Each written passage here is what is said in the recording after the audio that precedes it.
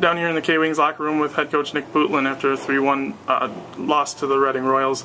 Coach, it seems like in the last few weeks we've talked about first period being a bit of a struggle, and it was no different tonight.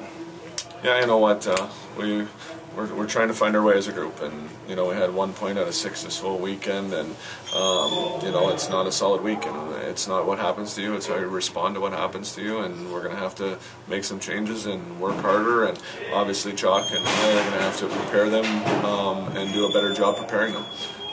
So we're not getting the job done the way we liked. We showed some resiliency in the last couple nights and trying to battle back into games and get ourselves back in, but it's much harder to come back than it is to have that lead and finish the game. So, when a team's desperate, the Reading Royals were a desperate team coming in here. Lost 3 in a row, struggling to win games this year, and they come in and they get 4 points from us.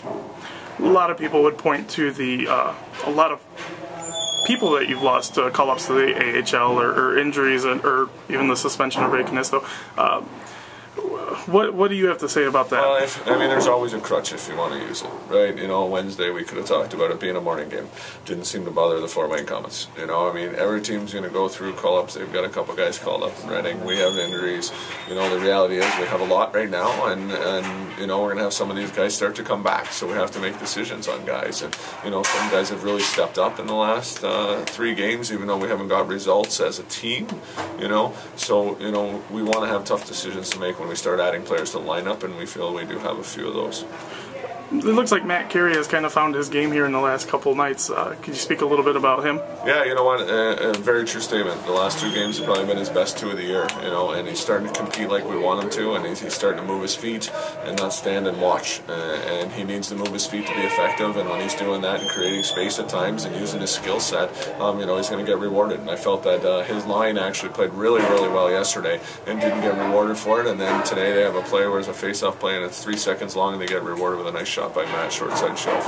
You got 6 days off before your next game next Friday versus Fort Wayne. How can you use that to help this team? Well, one, it's an opportunity to have guys get healthy.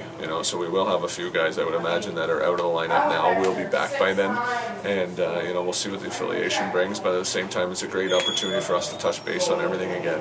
And we started with a few tweaks in our system early on because of the starting on the road.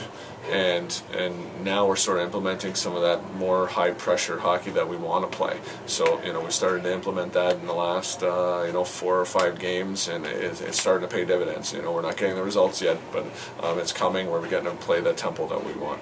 As we mentioned, next game is 6 days from now, next Friday versus Fort Wayne in Fort Wayne. Thanks a lot, Coach. Thank you.